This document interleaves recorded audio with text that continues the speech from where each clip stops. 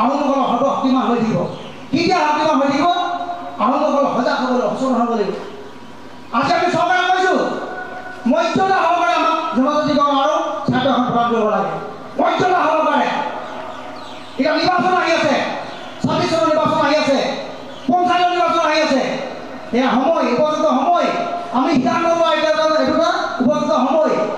আকৌ আমাক পৰিৱৰ্তন দিব, আকৌ পৰিৱৰ্তন দিব 26 চনৰ ৰং জিকিবৰ কাৰণে। আজি আমি শুনিলোঁ চৰকাৰ কিন্তু অকণমান ভয় খাইছে চৰকাৰে। আজি আমি এই নমাটি যে আমি এই বিশাল গণসভা যে পাতিলোঁ, কিছুমান গোটৰ মানুহ আহিব লৈছিলে। আজি বোলে অৰুণোদয় বোলে কিবা চৰি মাৰিব লাগে, ভয়ত কম্পমান। সেই আহোমসকল, আহোমে যদি কিবা এটা পাতিবলৈ ভয়ত কম্পমান। গতিকে আমি যদি সকলোৱে যদি একত্ৰিত হৈ ওলাই আহোঁ, 24 লাখ আহোম আছে, 1 লাখ ওলাই আহোঁ ৰাজপথলৈ। আমাৰ যি প্ৰাপ্য অধিকাৰ আমি আঁতৰি আনিবৰ কাৰণে সক্ষম হ'ম। আমি প্ৰতিটো ক্ষেত্ৰতে আহোম জনগোষ্ঠীৰ মাজত কেনেধৰণে বিভাজন আনিব পাৰি সেই বিষয়টোতে তেওঁলোকে আচলতে লাগি থাকে। আৰু এই গোটেই কথাবিলাকত লাগি থাকোঁতে আমাৰ নিজৰ মানুহখিনিৰ মাজতে ইমানেই ব্যস্ত কৰাই দিয়ে প্ৰতিটো ক্ষেত্ৰতে। এয়া ধৰ্মীয়ভাৱে হওক বা অন্যান্য বিভিন্ন সামাজিকভাৱে হওক, যিসকলক পাৰে তেওঁলোকে সেইধৰণে বস কৰিব বিচাৰে। যিসকল আৰ্থিকভাৱে দুৰ্বল তেওঁলোকক বিভিন্ন চৰকাৰী আঁচনিৰ প্ৰলোভনে আচলতে তেওঁলোকক নিজৰ হাতৰ মুঠিত ধৰি ৰাখিবলৈ বিচাৰে। আৰু শেহতীয়াকৈ আপোনালোকে দেখিছে যে আহোম জনগোষ্ঠীৰ মাজত এতিয়া বিভিন্ন স্থানত বিভিন্ন উপাধিক লৈ এতিয়া ব্যস্ত সকলো, এতিয়া বংশাৱলী পতাত ব্যস্ত।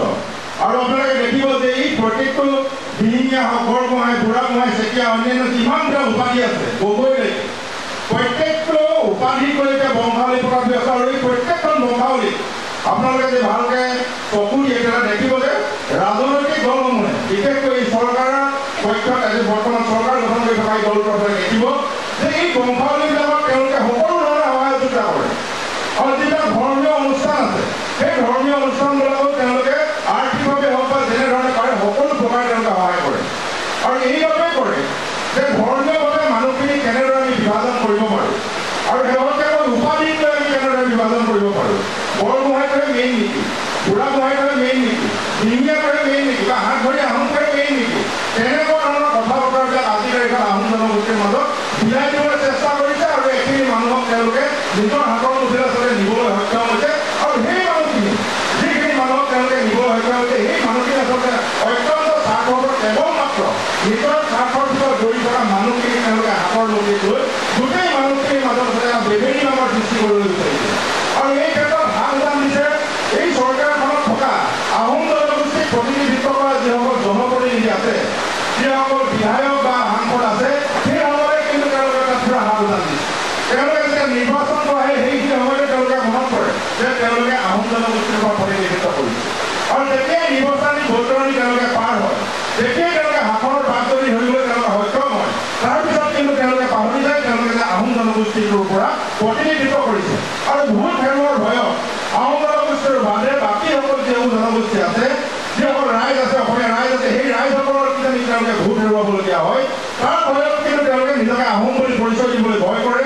আহোম জনগোষ্ঠীৰ কাৰণে তেওঁলোকে সবলভাৱে কিন্তু মাত মাতিবলৈ ভয় কৰে। কিন্তু আপোনালোকে দেখিব বিধানসভাৰ অধ্যক্ষ ডাঙৰীয়াই তেওঁলোকে নিজে বড়ো জনগোষ্ঠীৰ মানুহ হৈও তেওঁলোকে কিন্তু সদমহে বড়ো জনগোষ্ঠীৰ বাবে তেওঁলোকে তাত মাত মাতে, বা অন্যান্য যিসমূহ জনগোষ্ঠীৰ জনপ্ৰতিনিধি দেখিব তেওঁলোকে তাত সদমহে তাত মাত মাতে।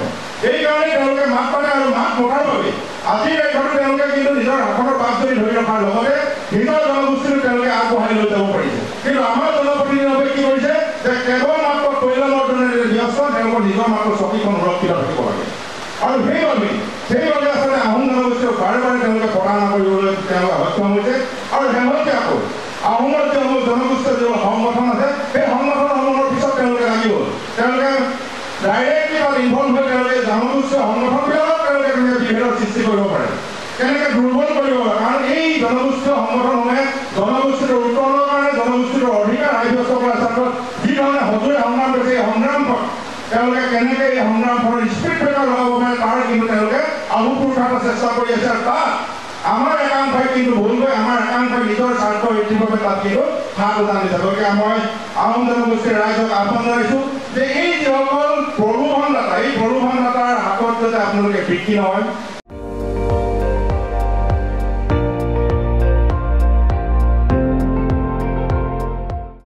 আপুনি চাই আছে ND24 সৰ্বশ্ৰেষ্ঠ নহয়